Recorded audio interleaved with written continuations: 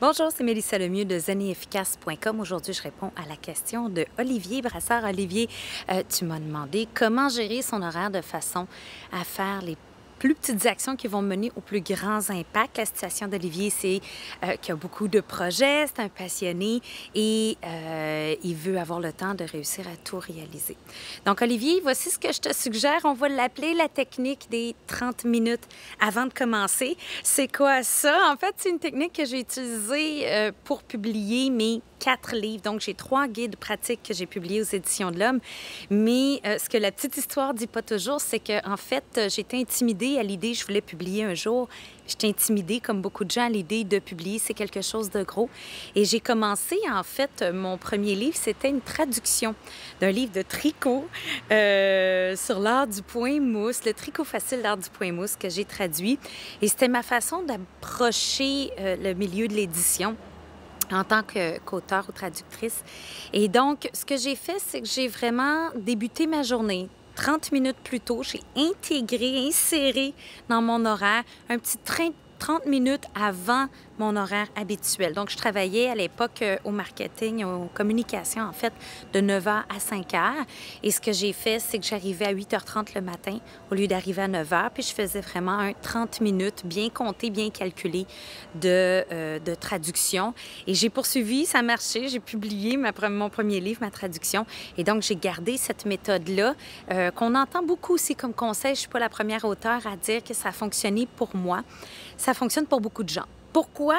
Parce que c'est une méthode qui laisse au subconscient le temps d'intégrer entre les séances d'écriture. Quand on parle de projet à long terme, même si ce n'est pas de l'écriture dans ton cas, on a besoin en général d'intégrer un petit peu l'information.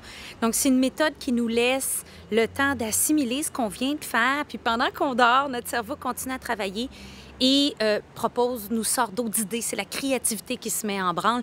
Et le lendemain matin, notre travail est meilleur. Des fois, on revient un petit peu sur ce qu'on a fait, on le corrige. C'est vraiment un processus qui laisse place à évoluer pour un projet à long terme. C'est aussi une bonne technique parce que 30 minutes, tout le monde est capable. C'est une priorité dans notre vie de faire ça et de trouver le moment pour le faire. Alors, la question se pose, quand? Quand est-ce que je peux faire ça? L'idéal, c'est vraiment avant de commencer. Si c'est une priorité dans ta vie, tu mets un 30 minutes au début de ta journée parce que c'est le moment où tu es le plus frais et dispo, c'est le moment où tu as un maximum de ressources pour l'accomplir. C'est aussi une façon d'éviter le piège de le mettre en fin de journée puis de se dire, je vais réussir à tout faire avant 16h30. Puis finalement, bon, les urgences et la vie fait qu'on passe tout droit, puis oups, on ne fait pas notre 30 minutes cette journée-là parce qu'on pensait le faire entre 16h30 et 17h avant de quitter. Ou on pensait le faire en fin de journée. Bon, on travaille jusqu'à 17h, alors on ne veut pas voler nos heures de travail. Alors, on voulait le faire de 17h à 17h30. Mais finalement, on a faim. Il y a un événement ce soir, on doit se rendre quelque part. Et là, ça se fait avaler par les urgences de la vie.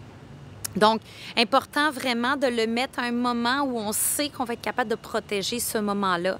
Le plus sûr, c'est au lever ou en début de journée. Si c'est de l'exercice physique, il y en a plusieurs, c'est en se levant 30 minutes plus tôt le matin.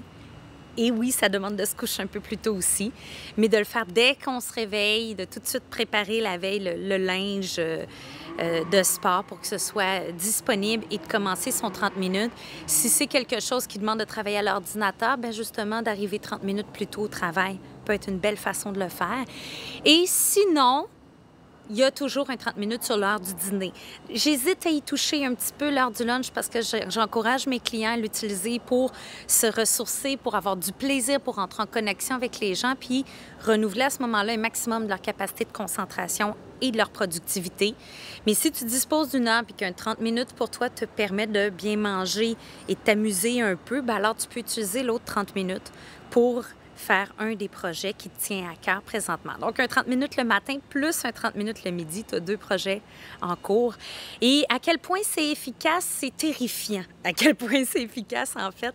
Les petits grains finissent rapidement par donner quelque chose de gros et d'important.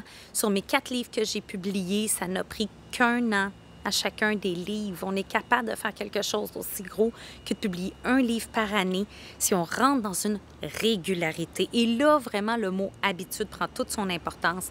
Tu cherches la régularité, tu cherches à le faire chaque jour, un petit 30 minutes plutôt qu'essayer de réserver une demi-journée le week-end. Je te dis, ça ne marche pas. C'est trop condensé, trop dur à rentrer dans un horaire. Alors, un petit 30 minutes à chaque jour pour un maximum de créativité, de productivité, puis d'essayer de faire de la régularité. Ça veut dire de se laisser un petit break aussi, là, une petite chance.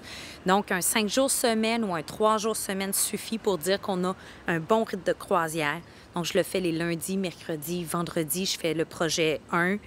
Et puis, les mardis, jeudis, bien, je fais le projet 2, puis là, j'avance 2 projets en même temps. Et dans mon horaire, je sais que je suis capable de rentrer ça. Alors, j'espère que ça répond bien à ta question, que ça va t'avoir aidé. Pour les autres qui seraient intéressés à avoir de mes conseils, voici comment Olivier a pu en profiter. C'est gratuit. Il a profité de mon offre de consultation gratuite. La façon de le faire, c'est la suivante. Vous allez sur mon site Internet zenetefficace.com/consultation. Il y a là un super test qui s'intitule « À quel point êtes-vous zen et efficace ?» Et en complétant ce test-là, ça vous offre plein de ressources gratuites. La première, c'est une analyse de vos résultats que vous recevez par courriel qui va vous aider à évaluer quelles sont les forces et les faiblesses de votre productivité. La deuxième, c'est que je vais répondre à votre question. Vous allez me poser une question sur ma page Facebook ou sur mon blog et je vais répondre dans le cadre d'un de mes blogs. Et la troisième, c'est qu'automatiquement, j'ai vos coordonnées, je vous contacte pour une consultation gratuite pour vous aider à faire le premier pas vers une vie plus satisfaisante. Alors, c'est à une prochaine. J'espère que vous profiterez de cette offre. D'ici là, bonne journée.